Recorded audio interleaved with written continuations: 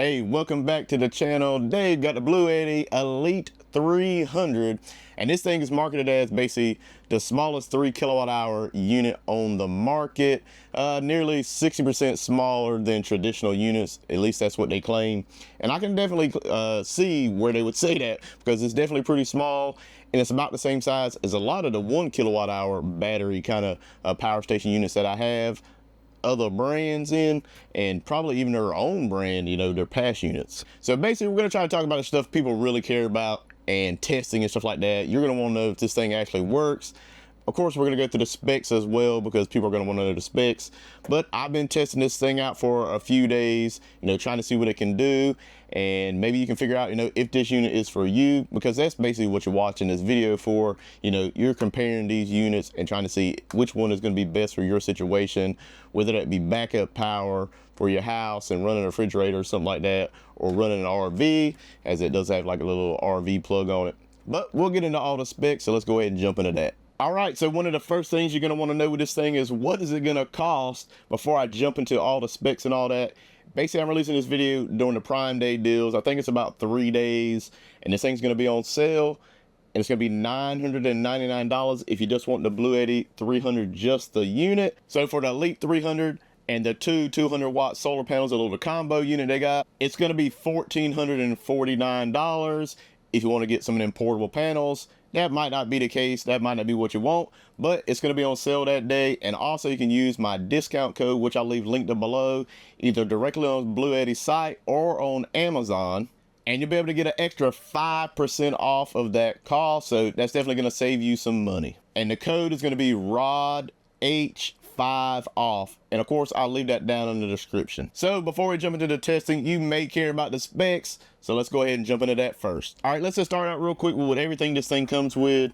So I got the unit, and then I got the 350 watt solar panel, basically like the package. So with that package, you're gonna get a couple of cables. You know, you're gonna get your basically your AC charging cable to charge this unit back with, and you're gonna get a solar charging cable with the XT60 connector and MC4s, so you can hook up different solar panels. And let's go ahead and start out with the big numbers. Let me turn the screen on so you might be able to see it. Basically this is a 3014 watt hour Life Power 4 battery. That's a lithium iron phosphate, which is the chemistry most of the serious power station brands are going to be using. You know, that's what everybody's pretty much shifted to from the older lithium ion stuff. BLUETTI's ratings for the cells in these are about 6,000 plus charge cycles, which if you're using this a few times a week, this is genuinely going to last years and years, of course. And on the output of this unit, this is where it kind of stands out from a lot of the units in this same, what I would consider, size.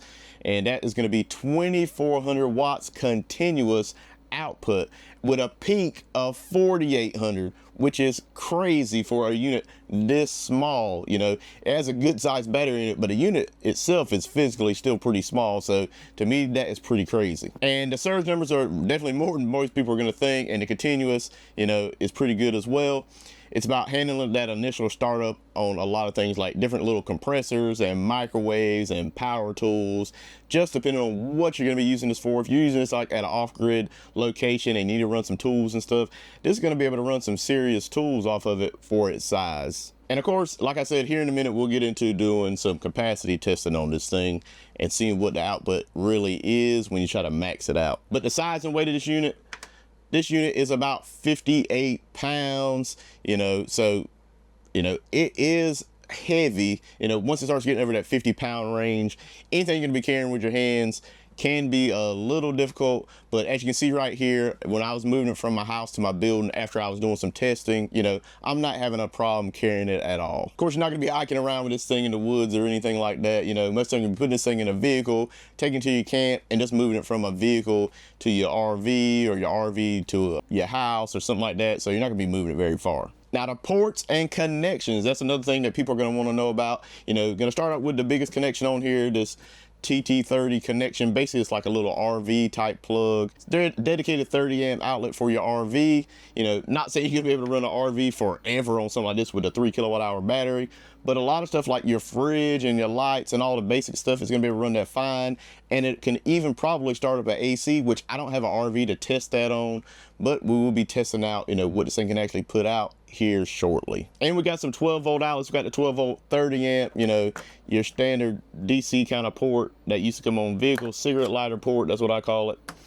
And then you got a DC input, which is your 12 volt 30 amp XT60. Then you got your PV input here, DC input as well, 12 to 60 volts, and that's gonna be 22 amps and up to 1200 watts of solar input. So if you have the exact right solar panels and stuff like that, and you know, you stay under your 22 amps and stay in that voltage range, you're gonna be able to get at least close to that 1200 watts. All these units, you know, we wish that maybe they made it 150 volts. You know, they need to start stepping up their game, even with these smaller units, because 60 volts to me is just too low. And trying to find the exact right solar panel to mix in there to get that 1200 watts, that max capacity. I'm sure there are some out there, but these companies just need to start trying to make this a little bit easier, in my opinion. And then we're gonna have some USB connections. Got a couple of USB A's, which are 15 watt USB A's, and then we got a couple of USB C's, which are the 100 watt versions. And we'll be testing those out to see if we can actually get 100 watts out. Like if you have a laptop computer or something like that, and you're trying to charge it pretty fast, you know, we're gonna see if those work. And then you're gonna have your 4 standard AC outputs, you know, 120 volts. And of course, this thing comes with a manual and warranty information and stuff like that as well. And it's like the max for these if you're using it in bypass mode. So if you have your AC hooked up input to this from the grid, and let's say you got it hooked to your fridge just in case you lose power, you know, then this will instantaneously start powering your refrigerator or your internet or whatever, or your TV or whatever you have hooked to this thing. It's only going to be able to let 1800 watts go through this thing from the grid. So input from the grid and bypassing directly through the unit, 1800 watts. So you're not going to get that 2400 watt max out like you would if you didn't have the grid connected, just so you know that up front. And then, like I said, you got the AC input over here on the side. You got a ground, and you got your output protector fuse. It's 20 amp little fuse right here. You got your AC outlet connection point. You know, no real connections back here on the back, and none on the other side. You know, this thing does have the built-in handles. Now, charging speed, that's something I also tested. I think I started this thing at 51% state of charge after doing some other testing with the refrigerator, and I got it up to, I think, 73% in 30 minutes. So not bad at all. It had about 1400 and some watts that it was charging from the AC outlet. So it was charging pretty fast, and you get this unit, you know, charged back in a couple of hours from empty would be my guess. I never emptied it completely yet. You know, I'm still doing my testing on it. This is going to be the initial review and my initial testing, and I'll probably do some more things with it as well, you know, as I have it more time. I just haven't had it that long, so I haven't got all the testing done I want to do. But I'm trying to get this video out before like the Amazon Prime, I think it's a whole week kind of deals that's going to be going on, and you're going to want to get this thing probably at a good price if you decide to pick one up. So I'll leave that thing linked down below just in case you want to pick one up. And I'll leave my discount code as well. I think if you go directly to their website, the discount code should work, and it may possibly work in Amazon too. I have to look all that up.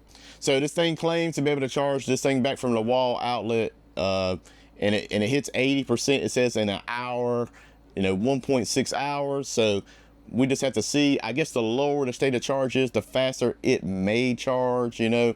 And then you can also charge the thing back from solar with 1200 watts in a few hours, depending on if you have the right solar panels and right setup. And then, like I was talking about earlier with the UPS, you know, if you want to use this as a UPS, I have a power station inside my house that I use as a UPS for my internet and the TV and stuff like that, electronics. And so if the power ever went out, now I got solar power in my house as well, so it'd have to be the grid would have to go out, my other main solar would have to go out, and then I have a power station that would be able to just automatically start powering my loads, without dropping out the internet. So that's the main reason I have that. And this will do that as well. You know, almost every power station now is going to have the UPS feature. Now, the milliseconds is supposed to be 10 milliseconds. And so, you know, it just depends on what you're trying to switch over. There may be something out there that needs it to be even lower than that, but for most things, that should be fine. You know, technically it's fast enough for sensitive electronics, routers, security systems, you know, some medical devices, you know, like CPAPs and stuff like that won't even notice a blip. And then the last thing before we really jump into the testing here is going to be, this thing comes with the BLUETTI app. And so I'm gonna go ahead and pull that up on my phone and talk about that. All right, so I got the app basically pulled up on my phone, and I will put it up right here, or I'll put it right on my face maybe so you can see the BLUETTI. But you see it's showing 72% state of charge, just like it is over here. And you know, the good thing about this is you can connect to the app without logging in. So let me go ahead and go back out. See, I'm in offline mode. So you just click right on your unit, and then bam, it goes right into it, no problems. You don't have to have a login and all this crazy stuff that a lot of companies want you to do now. That is the most irritating thing ever. You should just be able to download the app and make the thing work without having to log in, and this has it. So, you know, I definitely like that. And you'll be able to see your PV input, your grid input, you know, your DC output. You see I have the DC on and the AC on. It's going to show those outputs. I'm not using any power on it right now, so it's not showing anything. But you can easily turn it on and off, and it'll tell you the time remaining with the power that you currently have in the unit, which right now is saying 125 hours and 36 minutes, because basically I'm not using the thing. It's just on. So that's how much power it's going to use. Just waiting for something to be plugged in. It's using power, so 125 hours is going to run out. But you can always turn that off, and you can also turn it off with the app. I guess I should have did it that way. And now it's 322 hours and 58 minutes. So, you know, you can kind of see the difference between the AC power being on and being off. The DC is probably not going to make much of a difference. Let's go ahead and turn. So right now, 452 hours of time remaining, so it's still updating. But let's turn the DC on and see if it changes. So I'll turn the DC on from the app and show you that it works. And see, bam, it's on over here from the app. Now we're down to 376 hours, so we lost about 25 hours from the DC. Now the AC should drop down a lot, so let's go ahead and turn that on. The AC, bam, it's on the unit from the app. And bam, I just heard it click on the inverter. So bam, down to 125 hours again. So you can see it kind of drops off a lot once you turn the AC on, because that's using quite a bit of power to make AC even when it's not being used, just that inverter being on. All right, as you can see, if you go up here to the top right of the app and go to settings, you can put it in standard working UPS, or select it for standby UPS, just depending on what mode you want it to work in. You got timers on this thing. Charging mode, you can put it in turbo, silent, or standard. And then you can put it in powerlifting mode, where it's going to be able to output more power. You can have it in eco. I'm not sure why they even let you turn it on and off. I would just think it'd be on all the time. And then DC as well, you can turn that off and it tells you how much power it's using. And then it has screen disabled. You can change that from 1 minute, 5 minutes, never, 30 seconds, whatever you want it to be on. Then it has a child lock. Now, this is a good feature if you're trying to use this as a UPS in your house. How do I know this? Because the unit that I have in my house, I've had my kids turn it off and the internet goes out, because they went over there and messed with it and pushed the buttons. And that unit I have in the house doesn't have this feature. So, you know, you can enable the child lock, and let's see if this thing works. And then if you go over there and they're trying to turn it off, it's locked and they can't turn it off. That is awesome right there. I like that. So, you know, and you can put it on preventing turning on any output switches, or you can put it on prevent toggling any output switches. So, you know, you can do whatever you want. Let's go ahead and disable that again, and so we can use the thing. That is a great feature right there. I definitely like that one. And then of course, if you want to do advanced settings, there's stuff in here you can go in here and change. Factory reset, disable stuff. I'm not doing any of that. And if you go to about device, it'll probably tell you, you know, what firmware and all that kind of stuff you're using, serial number and all that. And then system upgrade, that's for firmware. Definitely not going to be doing that unless I have to. But let's jump into some more testing. Basically, I tested my refrigerator. I can't remember if I talked about this earlier or not. when I was talking about the AC outlets. But I tested my refrigerator because that's what a lot of people are going to want to run with this thing. And I started at 100%. Basically, I plugged it up to grid power and I made sure it was completely charged. Then I disconnected that grid power connection, that AC plug. I unplugged my refrigerator from the wall outlet. I plugged it directly into the unit. And I think it was around 10:30 or 10:20 in the morning when I plugged it up. And pretty much ran the thing all day long, ran it longer than 12 hours. I went over there and checked it several times, you know, and it was always using probably around 100 watts coming out. There were times there was no AC output basically coming out. But a lot of times it's between 95 and 111 watts is I think is what I've seen. So let's just say it averaged out to be about 100 watts, which is very little power to keep your fridge running. It's a lot less than most people would think. It's just when your fridge is already cold, and that was me opening up the fridge several times. And then I forgot, I also, you know, just for testing purposes, while I was running that refrigerator test, I plugged in my coffee maker and I made myself a cup of coffee because, you know, if your power's out and you drink coffee, you're probably gonna need another cup. So when I was doing that, you know, the load output went up to about 1475 or 1500 watts or something like that. And so the unit ran that fine, kept running the fridge. I made my cup of coffee, it was good to go. So even between making coffee and running the fridge, I think at about 11 o'clock that night, that was about 12 and a half hours of usage out of this thing. I think I was down to 51%. So you can run this thing for 24 hours to run the refrigerator. It's gonna run it all the way down. And that was without hooking up the solar panel to it or any of that, just trying to see how long this thing could run with nothing going to it. So what I would do most of the time, if you got a grid outage, you're gonna be charging this thing back during the day, either with that solar panel or with a generator or a combination. You can run a generator for an hour, hook up that little 350 watt solar panel or any solar panel that you have, a cheaper one from Harbor Freight or something like that. And you can charge this thing back and, you know, you get, you know, 500 to 800 or, you know, a couple thousand watts of power a day, plus you're using power.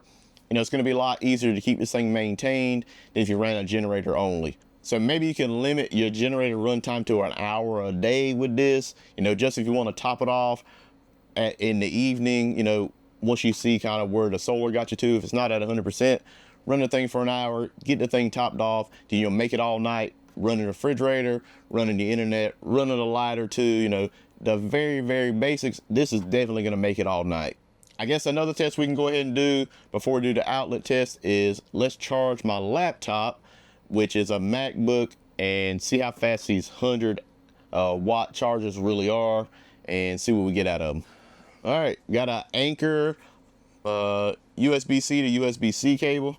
So let's go ahead and plug that bad boy in. What it gets out of here, a DC on, okay, it's going up 40, 50, 55. Right now, 52 watts. And I might have to plug it in on the other side. All these, I would think on the MacBook would be 100 watt chargers. And another thing I probably could have done is hooked up, instead of using just a USB-C, is go get my actual charging cable for this, because maybe the MacBook won't take 100 watts because I just plugged into the regular USB-C. You know, it has this weird connector over here for the MacBook that goes to USB-C, so it might be 100 watts on that. So let me go grab that cable real quick. I went and got my charging brick and a real charging cable for the MacBook. As most of you guys are gonna know, better than using this AC brick, you know, because you're gonna make DC to AC and then the AC back to DC again. You know, that's not gonna be as efficient as just going, you know, DC to DC. So we'll see what this does when I plug it in. I'm gonna unplug this other one and then plug up this outlet here. So I plugged it up to the same side. We'll test both sides, I guess, and see what it does. And it all gonna depend on your state of charge of your MacBook as well. I don't know what my state of charge is on this thing. It's probably not that low. I guess I can open it up and see. My state of charge is 72% on my MacBook. And the charge right now is 54. I think it was higher when it was on. Hold on. Let's see here. I guess because it's using power as well. All right. So with the MacBook on, I'm pulling out 70 watts right now, 64. So I don't know if that's a MacBook limitation that I have.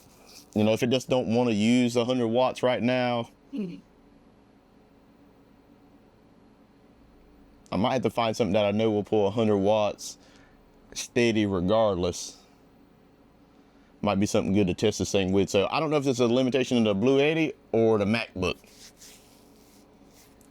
So what we can do is we try it on the AC side to see if the MacBook will charge faster from the power brick. So now we'll see how fast it goes from the power brick. And then we can kind of tell if it's limited. This shouldn't limit it at all. It should give it everything it wants. And from the power brick on the AC side, it's 50 some watts. So it's looking about the same to me. So I don't think it's a DC USB-C problem. I just think it's just what my MacBook will take. But basically, it'll charge your MacBook back or your laptop. And it should be up to 100 watts if your system will take it. We're gonna do a maximum continuous load test on this thing. Probably actually go over a little bit. Basically, I have a 1500 watt space heater. I have my little 48 volt charger here, the 110 version or whatever, 120 volt version. I'll plug that in, charge my battery bank that's behind me, and then I will plug in this heater, and we'll see if we can get up to 2400 watts continuous. It's probably gonna be a little over that, and we'll put a timer on this thing and see how long it runs. And you know, we'll just make sure it runs 5 or 10 minutes, kind of at the maximum continuous load or a little over it, and without kicking out. So let's go ahead and give it a try. Go ahead and plug up this charger here first, and you should be able to see the light over here turned on, and you might be able to hear the sound. It just kicked up and it started charging. So it should start as we got 700, 850, 979 watts, 1033 watts, 1050 watts. So coming right from the unit to this charger, 1000 and basically 49 watts, 1050 watts. So go ahead and count that. And now, space heater time. Let's see what this thing goes up to if it kicks it out. Go ahead and turn that on. And I'm gonna have to turn it on down here. It's on high, and we'll see what it goes up to. It might overload it. So if it does, it's 245 on the app. Just started it, 245 on my phone. 2800, 2900 watts, so probably gonna overload the thing. 2822 watts. 2620, okay, it might be coming back down. 2540, so it kind of surged up to 29. Now it's down to 2490. So it's almost right where it needs to be. It's a little above the 2400 watts. I don't know how, you know, I don't know how long it's gonna run when it's above it, or if there's like a 1 or 2%, you know, leeway there. I'm not sure. We're down to 69%. We started, I think, at 71% state of charge. But it's a maximum load test. I think the BLUETTI's making a little bit of noise, but this thing back here is so loud. It's louder than the BLUETTI, so we've been going for about 2 minutes now. 2:47, about 2 minutes. Still pulling 2469 watts, 2470 watts. Oh, just kicked out. So it probably ran about a little over 2 minutes, and it's saying it's overloaded. It was barely overloaded. It was 2460 or 70 watts. I would think there would be a little more leeway than that, because I think this thing's rated for, what I say, 2400 watts. So come on, BLUETTI, 2460. I mean, to me, you know, there should be a little more play in that. So we'll try and see if we can get it closer to 2400 or just below that. So let's go ahead and reset this thing. So I'll turn this off and then back on, and we'll reset it. So it overloaded. So it should start the charger back over here once the AC comes back on, which it did. So now the charger back here is coming on, and we'll try to turn this thing on low and see how many watts we get up to, and maybe we have to hook something else up. All right, turn the heater down to low, and we're up to 2200 watts so far, 2100 on the output. Let me go ahead and start my phone back. All right, it's 248 on my phone, pulling 2,030 watts on the BLUETTI. So definitely well below the 2,400. Maybe I can find something to get a few more watts out of this thing. Let me see what I got over here. Got anything else I can plug in? I don't see much that I have that I can plug in that'll pull very little. Right now I'm pulling 2,046. So been going about a minute, I guess now. It's 249. Got the app pulled up right here, as you can see, down to 66% state of charge, 2,044 watts, 2,045. And we'll come back in about 5 or 10 minutes and see how she's doing. All right, 254 on the app, got 59% state of charge on the BLUETTI Elite 300. So of course it is dropping pretty fast when you pull that 2,000 out, you know, with this heater running and this charger over here. They're both pulling like a little more than 1,000 watts a piece. So been 5-6 minutes and still good to go. So I think I'm gonna go ahead and stop this heater because I am hot. So I'm getting ready to just unplug this thing. Whew, burning up. And then I'll probably go ahead and stop this charger just so to stop making so much noise. All right, let's try out your standard old box fan and see what kind of power it's gonna pull from this Elite 300. It shouldn't be much, should be able to run a fan like this for quite a long time. So let's just turn it on and see what we get. Right now it's at 63 watts. And at that current rating, is this on low or high? Hold on. This system. That was on low, so I turned it to high, 87 watts, and it's making my camera move, of course. 86 watts, the fan's moving. So basically, it'll run that fan for 1.1 days right now, so quite a long time for a fan. Let's go ahead and turn it off.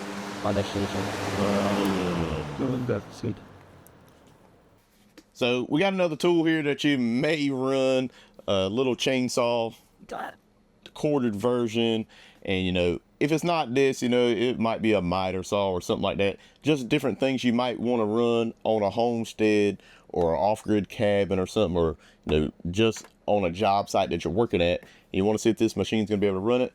So I'm gonna get a cord, go ahead and plug this thing in, and we'll see what it draws and how long it can run it. And of course, if it's under load, it's gonna draw probably a little more, but this will give you a good idea.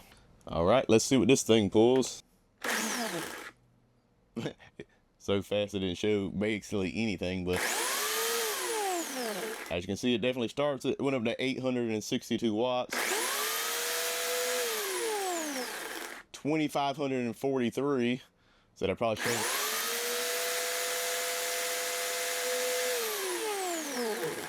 1,467 when you leave it running for a minute. So as you can see, it will start a power tool if you have one, you know, chainsaw, miter saw, whatever it is you got. You know, if it's under this surge rating of 4,800 watts, I don't have anything that really is going to go up higher than that right now. Let me see. Maybe I can hook up something else and then start that and make it go up higher, but it's probably just made for more of the one tool deal. And a lot of people are going to want to know when you're running a load on this, what is your voltage? Because you don't want the thing to be dropping down like some of these units that go into the 90s and it's supposed to be 120 volts. So while we're running a load, I'll go ahead and hook my meter up and we'll see what the voltage is and what kind of drop it has. They see 121 volts right now, no load.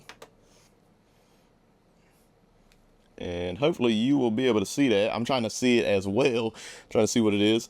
But let's go ahead and start this thing. I'll go ahead and start it, and then I'll bring it up. All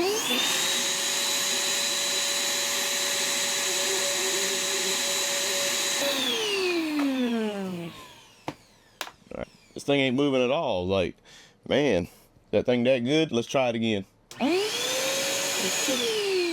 So it dropped from 121 to 120. I think one time I might have seen it drop to 119. We'll try it a couple more times.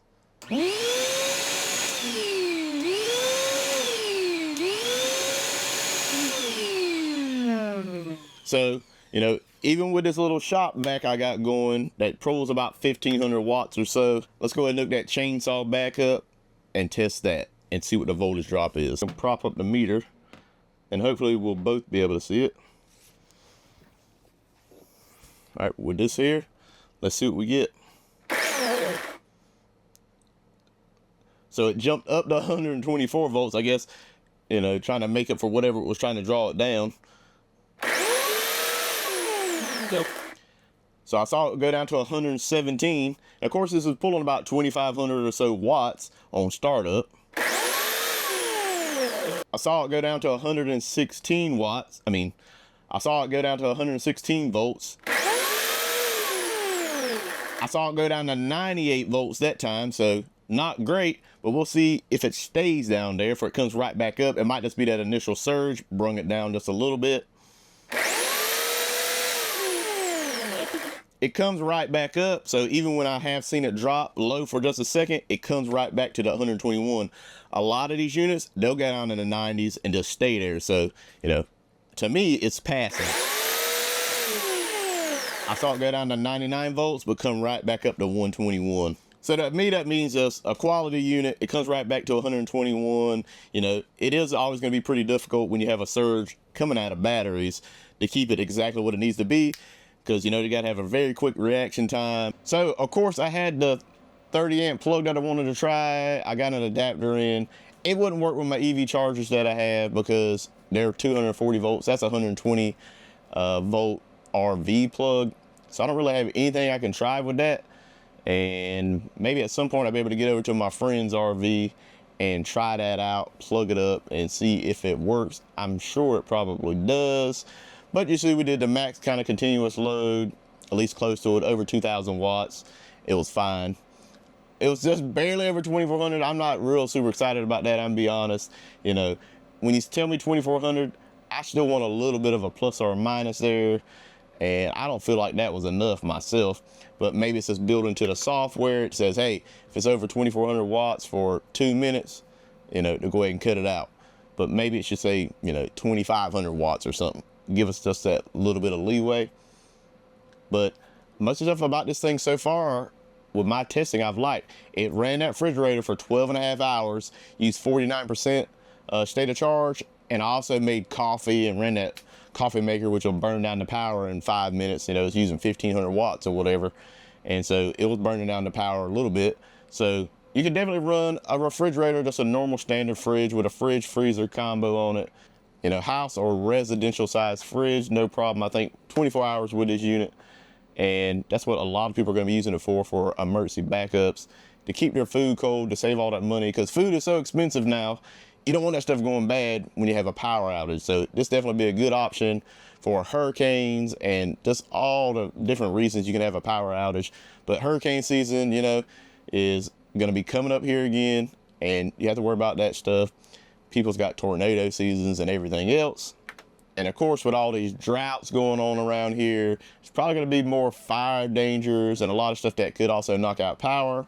We had some good sized fires here in North Carolina recently, you know, compared to any other time in my life that I can remember, at least near me in the counties surrounding me. You know, we usually don't have big fires, but they've had some pretty good sized woods fires, and they burn up electrical lines and people are without power, you know, from fire. So it may not have burned their house, but it took out the power lines and the power poles, which can take days or weeks to get back in place. So that might be another option for a unit like this, or a bigger unit, a smaller unit. It just depends on what you need. But if this is the size you need, it's definitely probably a good option. They can get you a couple of solar panels or get a portable one like BLUETTI sells already, and be able to charge this thing back pretty good throughout the day. And when it's not completely charged, just use a generator and run it for an hour and get this thing topped back off.